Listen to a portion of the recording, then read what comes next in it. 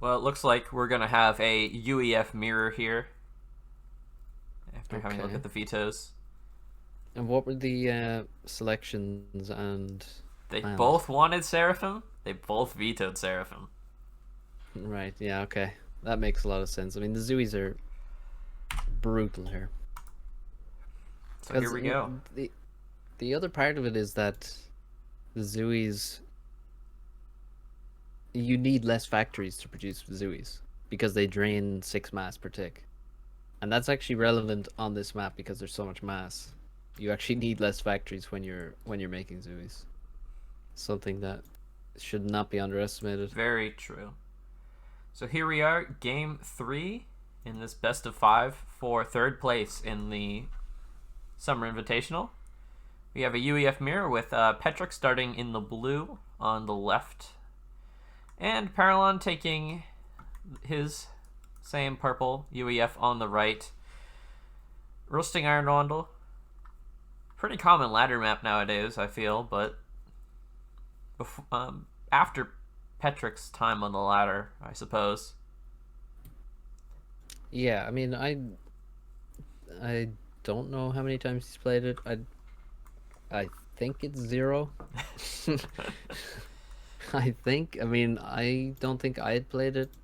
I'd maybe played it once. I'd definitely seen the map, but I'd barely played this map as well by the time I played it against Paralon. So sensible choice by Paralon to go for a map with that's new. We saw it in the pick bans or the banning of maps earlier. That's his approach, and it makes a lot of sense. So it looks like we'll see a second Air Factory out from both of these players and a second Mech Marine, but Petric choosing to send a scout with it should give him the advantage in a Mech Marine versus Mech Marine fight if they see each other. Well, Petric will see the enemy lab, and he's going to continue towards the base. Where is he going to go with this lab, though? He's looking Obviously, for he the can't run into the expanding Engie, base. but there's no expanding Engie there, so he might have a bit of a difficult time finding it. Mm-hmm. Yeah, he actually has the chance to run to the back of the base and aim for that engineer. There's always an engineer at the back of the base, I find, or generally. Yeah, But looking for this guy, bottom right for yeah, Paralon. yeah, it's funny because Petrick is looking for the engineer that he sent forward, not looking for the engineer that, Ooh, look at well, this Paralon just double has a different assist opening. on the bomber.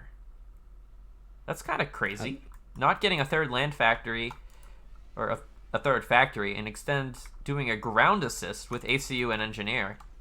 I think that's great. If he bombs the air factory, well, no, he may not be in time to bomb the air factory. I think But I he, think getting the bomber out faster is quite a good approach. I mean, he's going to be slightly behind in factories, yeah, without but the it's not. scout here, he can't actually do it fast enough. But he can get the engineers. He may go for P-gens here as well, Well, Petric although does they have are the nice UEF. split, so he's respecting this. Yeah. Oh, this is Let's a see greedy Paralon's turn. micro. Yeah, he's not going to get Ouch. that. Not the micro he needs. He may lose the bomber here if he's not careful. Oh, that would be really painful. The MMA is chasing it away. He has scouts and inties out, so the bomber. Actually, no. Petric's bomber just gets in. It's killing everything. Oh, he's going to kill a tank almost. Well, he kills 2 NGs now.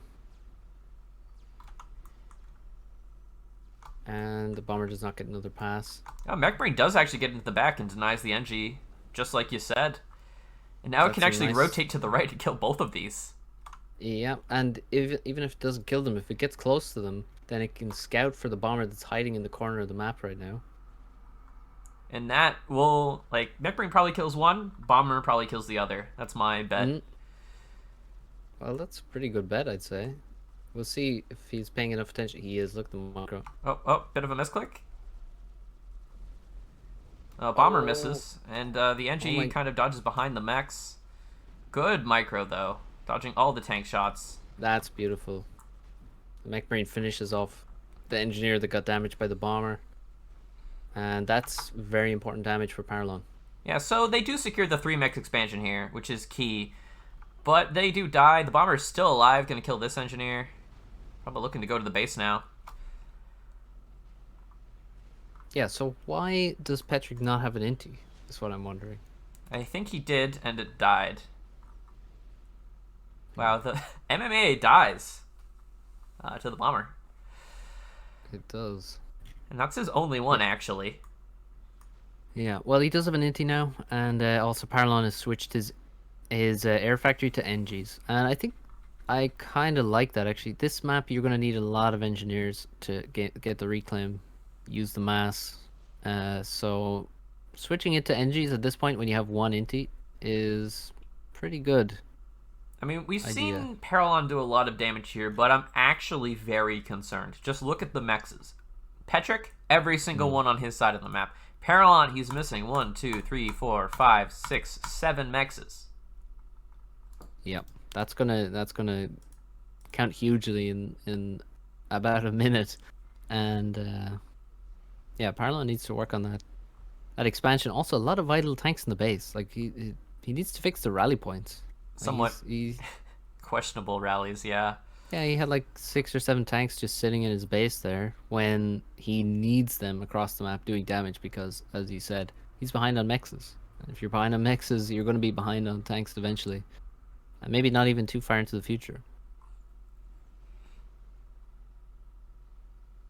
Well, and now we're seeing Petric did this thing where he goes, secures the 3 mechs, and then starts pressuring the mid. Paralon's ACU spent a lot more time in base. Actually, he's going to kill the Inti here. Kind of an important pickup. And now he can go and try to Yeah. pressure the 3 mechs. But the big risk is Petric just decides that he wants to go kill Paralon's base, and what is Paralon supposed to do about that? Well, when I played against Paralon, what he did was walk through the center of the map with a lot of units and just go after the Hydra at the front of the base and just put a lot of pressure on, and that was pretty effective. I don't know how effective Paralon's ACU is being on the left side of the map. He's pretty far back compared to Petric's ACU. There's actually going to be a PD here by the time his ACU arrives. So that investment there should contain the ACU's aggression. Yeah, I mean the PD is necessary to keep the ACU away because otherwise you have to keep all of your tanks in your base, which is a losing proposition. I wonder if But Paralon's going to try to tank the PD. Like, he can kind of hide behind this hill. he can, but he can't shoot over it either, so I don't think it's really an option for him. I think he can force the PD and then maybe leave, head towards middle, perhaps. Yeah, Petric is going to find the PD in Paralon's base. Paralon, very importantly, built the PD in front of the Hydro. We've seen a lot in these tournament games. They actually build the emergency PD behind it, and then the Hydro dies and their economy crashes. Yeah. Let's see, how many factories do we have? We have like 7, 8 factories in the base for 8 land factories in the base. For Petric versus 7 at the moment for Paralon. Paralon, I think, has been behind 1 land factory for most of the game. But interestingly, Petric is only up about 100 mass in actual army value. And now we get to play everyone's favorite game of who is surrounding whom. Well, I like Petric's damage here with his ACU. He's doing much more than Paralon is doing in this particular fight. But This is a very meanwhile, bad use of units. Paralon's getting a much better trade on the right side. Like, he's That's losing true. tanks to the ACU. He's sort of threatening a left side push, but the right side he's getting value. He's forcing up this PD.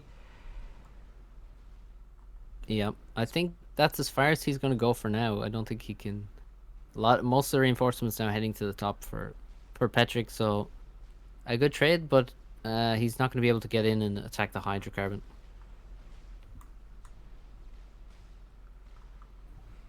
Yeah, Paralon's going to try to get his own defensive PD on the left and the right.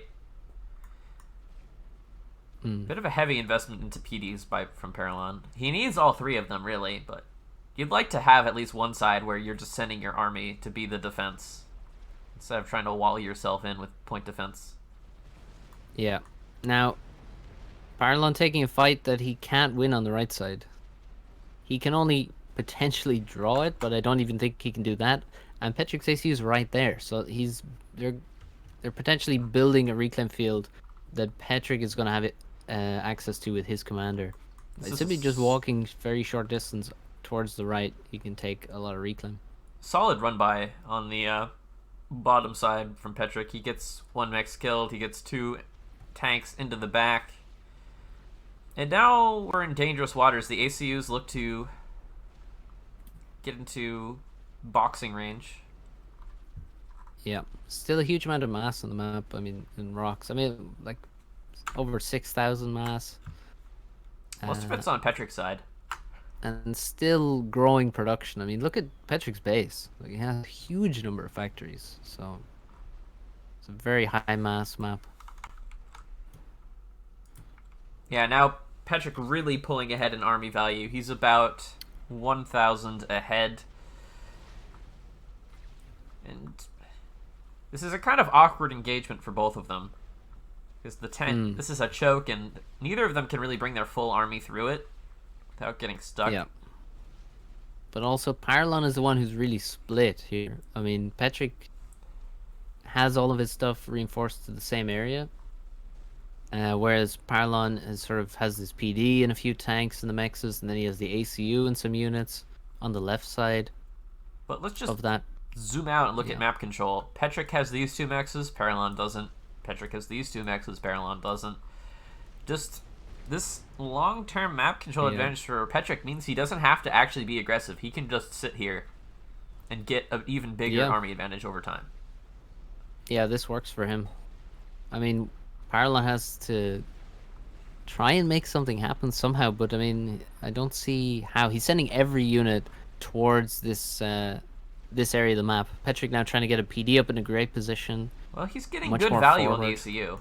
I'll say that. Like, now he can reclaim the field.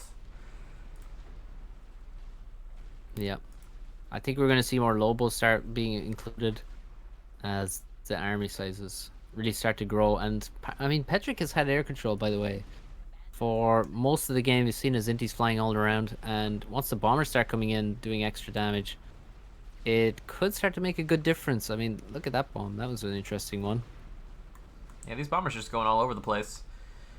Yeah. Paralon got himself the vet. He has overcharged, and Petric does not. Oh, Petric could do a huge amount of damage to the ACU now. Paralon finds himself in the middle of an army suddenly. Where have his units gone? He's dead. They're just no more units. Quick as that, and he's getting blocked by the enemy ACU as well. Just a million tank shots all at once. OC will not save him. Bombers coming in to just put salt in the wound. And there we go. That's Game comfortable. 3. Going to Petric. Very solid. Yeah, well played.